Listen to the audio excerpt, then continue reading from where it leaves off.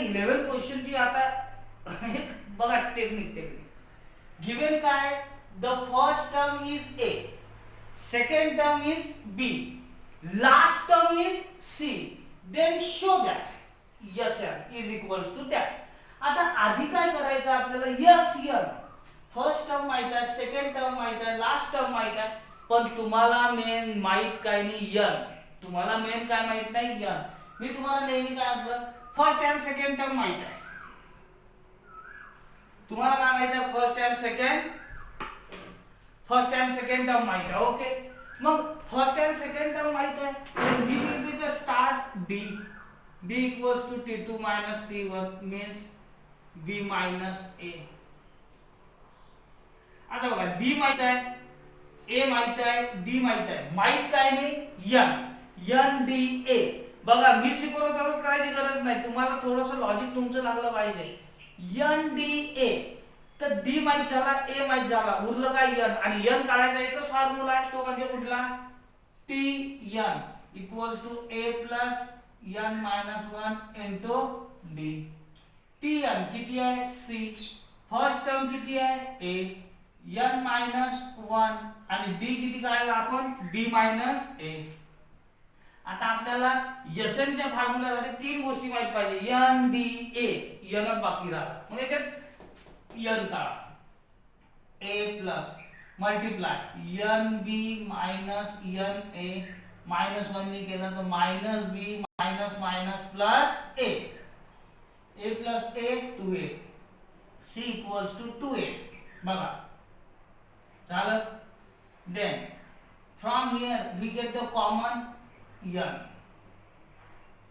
b minus a minus b. आता काय करायचं c, आता हा मायनस b इकडे आणला तर काय झाला प्लस, हा इथं प्लस c आहेच, हा प्लस आहे इकडे आणला तर minus n b minus a. n is equals to b plus c minus 2a upon multiply इकडे काय झालं डिवाइड. काय मिळालं n. आता बघा n d a फाइंड करा यस एन. बघा हा पार्ट आपला सॉल्व झाला. बघा हा आणि हा पार्ट सॉल्व झाला. आता हा पार्ट फक्त आपल्याला काय करायचं solve. Sn equals to n upon 2 t1 plus tn. मी तुम्हाला तेच म्हणत आहे की t1 प्लस tn आणि दुसरा फॉर्म्युला केव्हा वापरायचा हे डिसाइड झालं पाहिजे. इथे बघा साधं लॉजिक माहित आहे, we know the first term, we know the last term. मग गणित डायरेक्ट स्टार्ट नव्हतं करता येत का, तर आपल्याला n माहित नव्हता, n काढला. मग फर्स्ट अँड लास्ट टर्म माहित आहे तर डायरेक्ट फॉर्म्युला वापरायला कशाला मोठा फॉर्म्युला वापरायची गरज आहे. Yes n. मग आता इथं नाही लिहित, इथं n ची व्हॅल्यू किती आहे, n means b plus c minus 2a upon b minus a upon 2. हा t1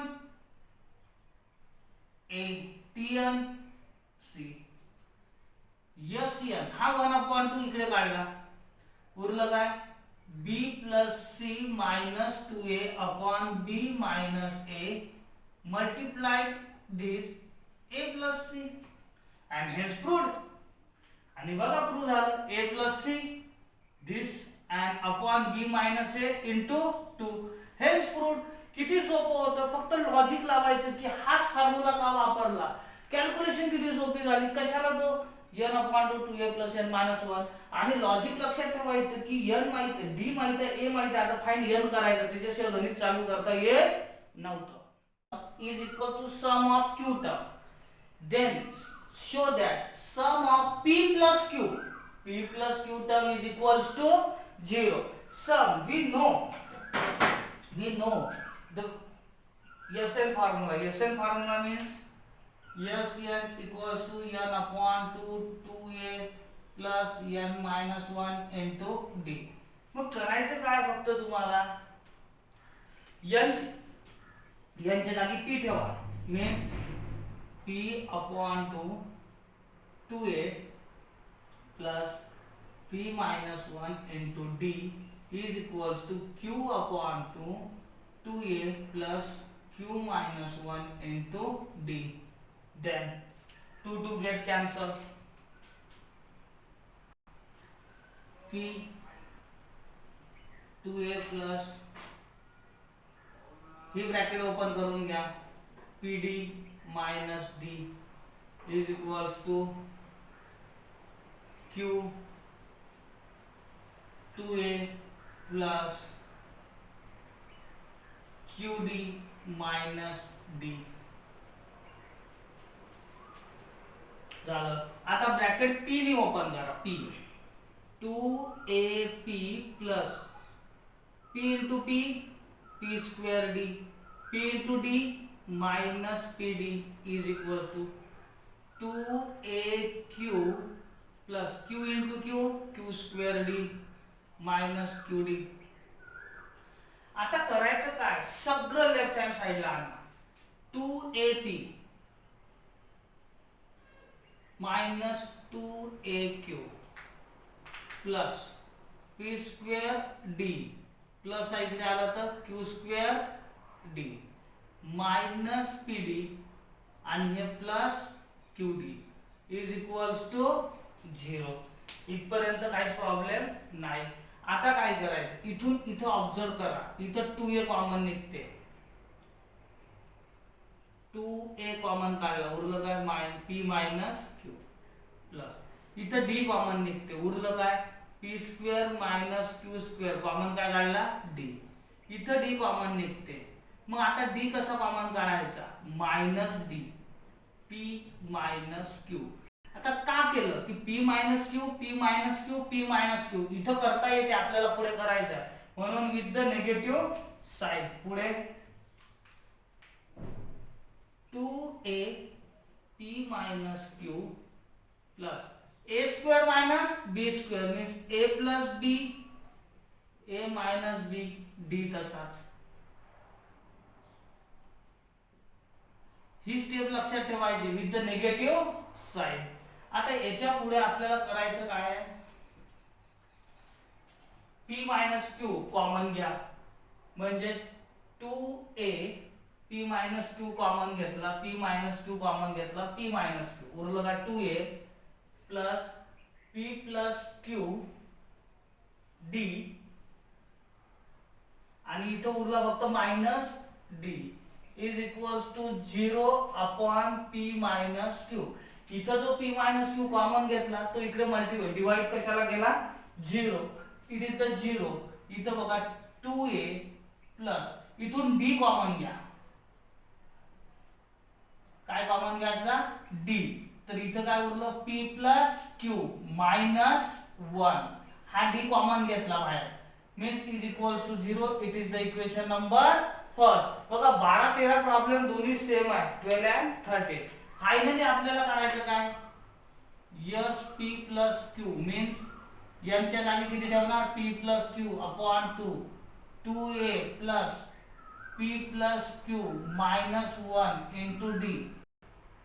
ओके, म्हणजे यांच्या जागी काय ठेवलं p प्लस q, पण from first 2a plus p plus q minus 1 into d equals to 0 means p plus q divided by 2 is equals to 0. From first is equals to 0. Yes, p plus q equals to 0. Hence prove that. फक्त ही step लक्षात ठेवायची की याची value 0 आहे, 0 ठेवली. तुम्हाला main step लक्षात ठेवायची कुठली आहे, ही की इथं मायनस डी नी काय केलं आपण ब्रॅकेट सॉरी डी कॉमन घेतला, बाकी काही नाही, रेग्युलर स्टेप आहे, सगळं लेफ्ट साइडला आणायचं आणि आन्सर काढायचं. Problem number 13, m times the m term of an AP is equals to n times the n term. Then show that m plus n term is equals to 0 means problem number 13 Tm plus n is equals to 0. 12 problem मध्ये काय होतं, Sn होतं, इथं काय Tn दिन. Condition काय, m times is equals to n times means formula T equals to a plus n minus 1 into d. Tm a plus m minus 1 into D. अच्छा, logic काय सांगितलं, m times the m term means m times and n times the n term means m into a plus m minus 1 into d is equals to n into a plus n minus 1 into d. Okay, bracket open. Same procedure आहे. Problem number 12 ला जे केलं ना same आता इथं करायचं. m a plus m minus 1 into d is equals to n a plus n minus 1 into d m a plus. आता इथं दोन्ही ब्रॅकेट वन टाइम सॉल्व करा. m into d is m square minus m into d is equals to n a n square minus n into d is equals to m a plus m square d minus m d n a plus n square d minus n d. सगळं left side ला आणा. m a minus n a plus m square d minus n square d minus m d plus n d is equals to 0. Same procedure आहे. Problem number 12 मध्ये जे केलं तेच इथं करायचं आहे. कॉमन a इथं लगेच कळलं असेल तुम्हाला की पूर्ण याच्यातून कॉमन काय काढायचं, m minus n, m square minus n square common d minus sign with d m minus n is equals to 0. इथं मायनस साइन कॉमन काढले. Then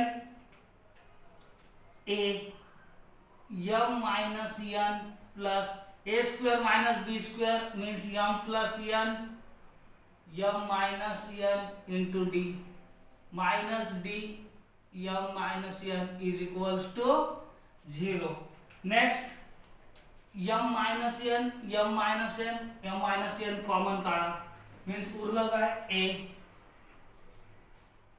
plus m plus n into d minus d is equals to 0. m minus n common काढला तो 0 ला divide केला. Okay, last step a plus इथून d common काढा. उरलं काय m plus n minus 1 into d is equals to 0. It is the point number 4. Same d common काढा minus 1 उरलं. सेम प्रॉब्लेम आहे. 12 आणि 13 प्रॉब्लेम सेम आहे, काहीच फरक नाही. आता प्रूव्ह दॅट काय करायचं तेवढा चेंज करा फक्त. काय आहे t m plus n is equals to a plus m plus n minus 1 into d.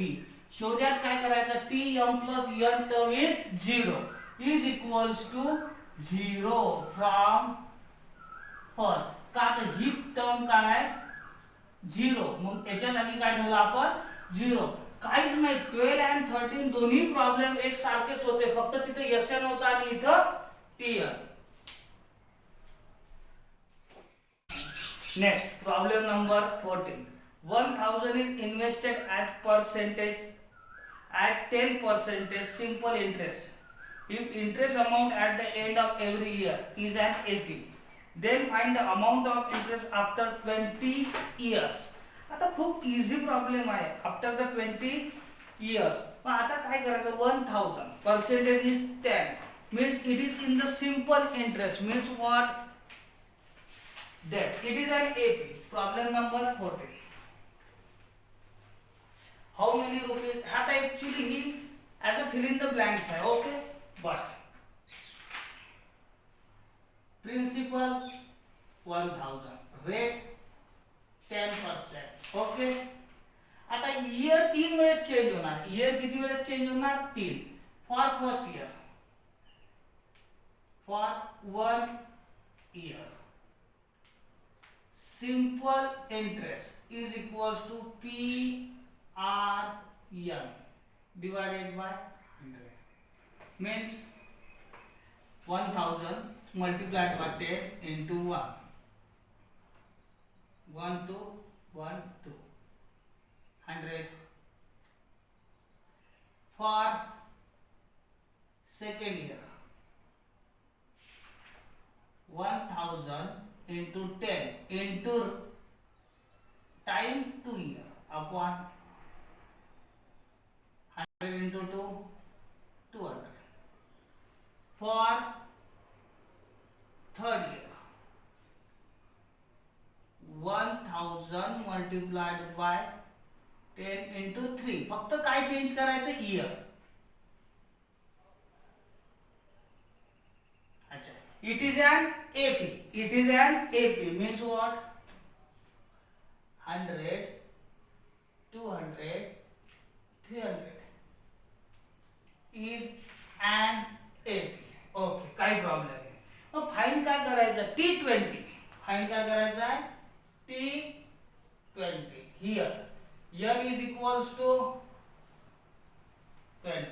मग स्टार्ट कसं करणार आपण? T20 फॉर्म्युला काय? Tn equals to a plus n minus 1 into d.